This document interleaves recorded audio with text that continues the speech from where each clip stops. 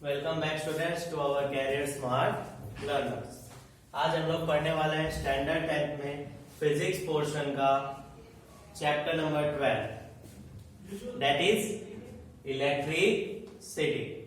Electricity में काफी सारे स्टूडेंट्स को न्यूमेरिकल्स में डिफिकल्टी आती है, तो न्यूमेरिकल्स के लिए हमें सबसे पहले क्या सॉल्व करना पड़ता है फॉर्मूला एंड यूनिट्स, क्योंकि अगर फॉर्मूला एंड यूनिट्स हमको पता होंगे तो हम लोग सारे क्वेश्चंस इजीली सॉल्व कर लेंगे। गिवन डेटा में मिल जाएगा, अगर गिवन डेटा अगर आ गया एक बार तो वहां से न्यूमेरिकल सॉल्व करना काफी इजी है, सिर्फ फॉर्मूला में पुट करना होगा। तो यूनिट से हमें गिवन डेटा पता चल जाता है, फॉर्मूला से हम उसे सॉल्व कर लेते हैं। तो चालू करते हैं। Electricity is nothing but electric current. Electric current क्या होता है? इलेक्ट्रिक करंट के कारण ही इलेक्ट्रिसिटी फ्लो होता है। इलेक्ट्रिक करंट कैसे फ्लो होता है? तो electric current flow of charge के थ्रू फ्लो होता है, ठीक है। तो फ्लो ऑफ चार्ज, उसमें हमारे पास वर्ड आया चार्ज, तो हम लोग चार्ज का फॉर्मूला देखेंगे। Charge Q equals to N E, Q equals to N E, where Q is electric charge, N is number of electron, E is charge on one electron, ठीक है। तो ये हो गया हमारा formula Q equals to N E. अब charge on one electron क्या होता है? चार्ज ऑन वन इलेक्ट्रॉन होता है 1.6 इंटू 10⁻⁻19 कूलम। 1.6 into 10⁻⁻19 coulomb. ये है हमारा first formula Q equals to N E. अब यूनिट क्या होता है Q का? तो unit is nothing but coulomb, capital C, coulomb. Next formula पे आते हैं हम लोग। नेक्स्ट फॉर्मूला है करंट का। तो करंट क्या होता है? Flow of charge per unit time. तो चार्ज का flow, current I equals to flow of charge per unit time, that is upon T, where I is electric current, Q is charge,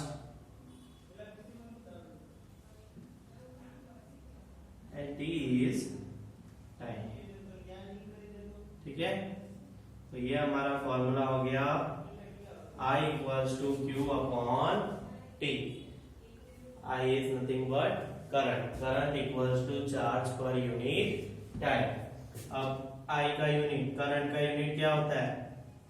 current का unit होता है ampere, that is capital A, ampere. Ampere दो type के होते हैं, milli ampere and micro ampere, ठीक है। Milli ampere का मतलब 1 मिली एम्पेयर में होते हैं 10⁻⁻³ एम्पियर। 1 माइक्रो एम्पियर में होते हैं 10⁻⁻6 एम्पियर, ठीक है। तो ये है हमारे यूनिट्स किसके? चार्ज के एंड करंट के। नेक्स्ट फॉर्मूला पे हम लोग आते हैं। नेक्स्ट फॉर्मूला क्या है? Potential difference. Potential difference is nothing but to move a unit charge from one point to another. एक चार्ज को हमें एक पॉइंट से दूसरे पॉइंट पे ले जाना है, तो वो जो होता है वो चीज होता है पोटेंशियल डिफरेंस। पोटेंशियल डिफरेंस क्या फॉर्मूला क्या होता है? Potential difference equals to work done per unit charge. मैंने अभी बताया work done per unit charge, ठीक है। V equals to W upon Q। V को हम लोग बोलते हैं पोटेंशियल डिफरेंस, W को हम लोग बोलते हैं वर्क डन, Q तो सबको पता ही है इलेक्ट्रिक चार्ज। V इसका पोटेंशियल डिफरेंस का यूनिट होता है वोल्ट, शॉर्ट में कैपिटल V। रिमेंबर हमेशा शॉर्ट फॉर्म में दिया होगा चार्ज के क्वेश्चन के अंदर, ठीक है। इसको पोटेंशियल डिफरेंस मेजर करने का यूनिट क्या? डिवाइस कौन सा लगता है पोटेंशियल डिफरेंस मेजर करने का? तो वो डिवाइस का नाम है वोल्ट मीटर। ठीक है, वोल्ट मीटर डिवाइस है जिससे पोटेंशियल डिफरेंस मेजर हो जाता है। ऐसे सिमिलरली करंट में कौन सा था? करंट में था एमीटर। ठीक है, नेक्स्ट पोटेंशियल डिफरेंस तक सबको क्लियर हो गया। नेक्स्ट आता है Ohm's law. Most important topic of this chapter, इसका डेरिवेशन, इसका फॉर्मूला, सब का सब इलेक्ट्रिसिटी का पूरा किस पे डिपेंड करता है? ओम्स लॉ पे। ओम्स लॉ क्या है?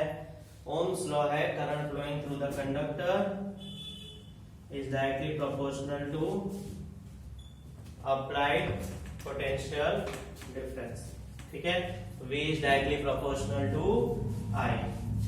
Proportionality V upon I is constant. ठीक है, V upon I क्या होता है? कांस्टेंट होता है। वो कांस्टेंट को हम लोग क्या लिखते हैं? R। ठीक है, where V upon I is constant, तो उसको हमने रिमूव करके R लिख दिया, कांस्टेंट R। तो I को अगर हम ऊपर ले जाएंगे तो फाइनल फॉर्मूला क्या बनेगा? V equals to I R. V is volt potential difference, I is current, and R is nothing but resistance. It is a property of material which resist flow of charge. ठीक है, charge का flow होने से रुकता है, resist करता है, वो उसका नाम है रेजिस्टेंस। R का फॉर्मूला भी आपको मिल गया, R equals to V upon I।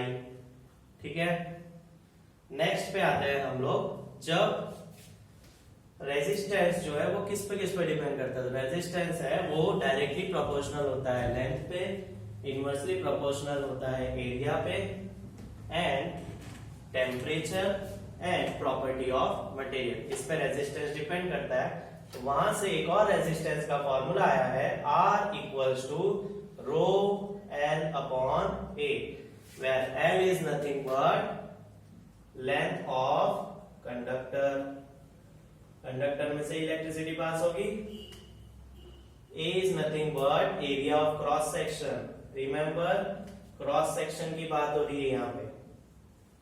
ठीक है, जैसे कि क्रॉस सेक्शन अगर मैं बोलूं तो मैं आपको एक दो एग्जांपल के थ्रू समझाता हूं कि क्रॉस सेक्शन क्या होता है। जैसे कि अगर मैं कोई सिलेंडर ले रहा हूं तो सिलेंडर का क्रॉस सेक्शन में अगर मैं कट करता हूं तो होता है सर्कल। वैसे ही स्क्वायर है, स्क्वायर का क्रॉस सेक्शन में कट करता हूं तो क्या बनता है? Sorry, 3D shape cube. Cube को मैं कट करता हूं तो बनता है स्क्वायर। ठीक है, वेयर रो इज रेजिस्टिविटी। ठीक है, it is a property of material where rho is resistivity. तो ये हमारा फॉर्मूला बन गया, R equals to rho L upon A। Resistivity also a property of material, it is also a property of material which resists the flow of charge. Next, अब हम लोग करेंगे series and parallel connection. जब resistors connect होंगे तो series और parallel connection में connect होते हैं, तो वो हम लोग एक बार देख लेते हैं। When resistors connected in series, तो जब सीरीज में कनेक्शन होता है तो क्या होता है? ठीक है, सीरीज में कनेक्शन होता है तो उस केस में करंट की वैल्यू जो होती है वो क्या होती है? कांस्टेंट। ठीक है, करंट की वैल्यू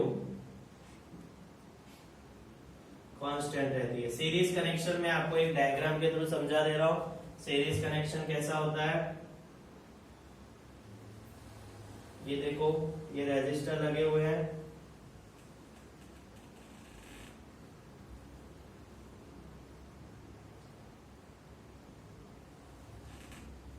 ठीक है।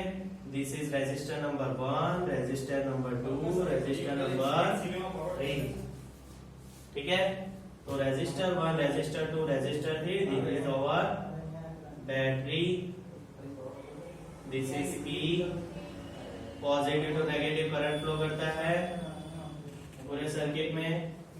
ठीक है, तो ये है हमारा सीरीज कनेक्शन। सीरीज कनेक्शन में रेजिस्टर्स, तो इसका इक्विवेलेंट रेजिस्टर क्या आता है? ये तीनों को कंबाइन करेंगे तो एक रेजिस्टर बनेगा। वो क्या होता है?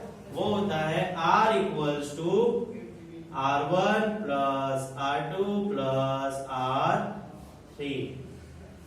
ठीक है, R1 plus R2 plus R3। तो रेजिस्टर जो है अगर सीरीज में कनेक्शन होता है तो उसका होता है R1 plus R2 plus R3। आगे हमने देखा सीरीज कनेक्शन, अब हम देखेंगे parallel connection. Resistors are connected in parallel. अगर पैरेलल में कनेक्शन होगा तो क्या डिफरेंस होता है वो हम देखते हैं। तो पैरेलल सबको पता है, parallel lines which does not meet each other, वैसे ही रेजिस्टर है। रेजिस्टर होंगे ऐसे कनेक्शन होगा कि वो एक दूसरे से मीट नहीं करेंगे। इसमें एक पॉइंट आपको याद रखना है, इसमें पोटेंशियल डिफरेंस कांस्टेंट होता है। Potential difference across conductor is constant.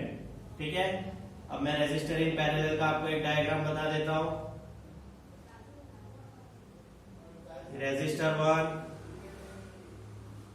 Resistor 2, resistor 3, 3 resistor connected है। ठीक है, यहाँ एक बैटरी लगाएंगे हम, एक की लगा देते हैं।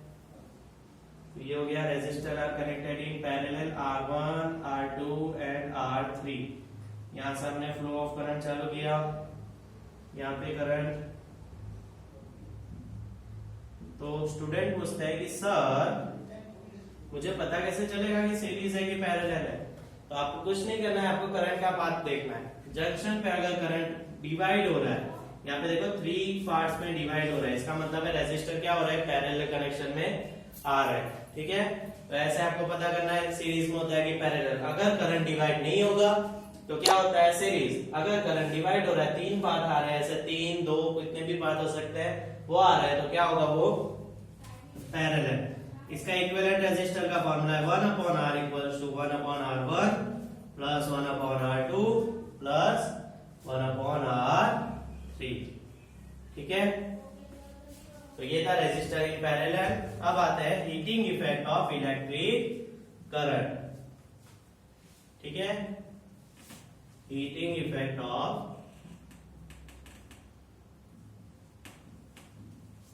Electric current. It is nothing but, सबको पता है कि कोई भी कंडक्टर में से एनर्जी अगर फ्लो होगी तो वो क्या करेगा? हीट करेगा। ठीक है, तो उसका फॉर्मूला क्या होता है? उसका फॉर्मूला होता है heat is nothing a form of energy. तो उसका फॉर्मूला है VIT। सबको पता है अब यहाँ पे क्या होता है? H is nothing but heat energy. Heat energy. V सबको पता है potential difference, I means current और T मींस टाइम। ठीक है, H इक्वल्स टू VIT। अब ये फॉर्मूला इसका बन गया। दूसरा फॉर्मूला V का फॉर्मूला ओम्स लॉ के ऊपर से क्या था? V equals to IR। तो V को मैं सब्स्टिट्यूट करूंगा IR से, तो इसका दूसरा फॉर्मूला क्या बन गया? I इंटू I कितना हो गया? I square. इसका दूसरा फॉर्मूला बन गया I स्क्वायर RT। ठीक है, नेक्स्ट हम लोग देखते हैं पावर। ठीक है, सबसे पहले इससे पहले हम लोग हीटिंग का यूनिट भूल गए। हीटिंग का यूनिट क्या होता है? एनर्जी। तो एनर्जी का यूनिट क्या आता है? जूल। वैसे ही रेजिस्टर आर का यूनिट क्या आता है? ओम। ठीक है,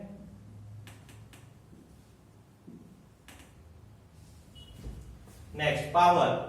power is nothing but work done per unit time. ठीक है, तो पावर तो सबको पता है, work done per unit time. Work done क्या होगा? वर्क डन एनर्जी के फॉर्म में, हीट एनर्जी के फॉर्म में होगा। तो लिखो फटाफट H/T। H कितना है? VIT। देखो यहाँ लिखा हुआ है फॉर्मूला यहां से डी और डी कट, तो पावर का फॉर्मूला लास्ट क्या आ गया, V इंटू आई। अब हम लोग क्या करेंगे, फिर से ओम्स लॉ के ऊपर से V की वैल्यू सब्स्टिट्यूट कर देंगे। V की वैल्यू अगर आप सब्स्टिट्यूट करोगे तो पावर का दूसरा फॉर्मूला क्या बनेगा, I स्क्वायर R, है ना। V की जगह I R पुट करो आप, I इंटू आई क्या हो जाएगा, I स्क्वायर R। पावर का यूनिट क्या होता है, वॉट, ठीक है। तो ये था हमारा पूरा चैप्टर के फॉर्मूला और यूनिट्स। इससे आपको क्या होगा, न्यूमेरिकल्स करने में काफी इजीली हो जाएगा। अगर आपको हमारे वीडियो पसंद आ रहे हैं तो लाइक करिए, शेयर कीजिए और सब्सक्राइब कीजिए।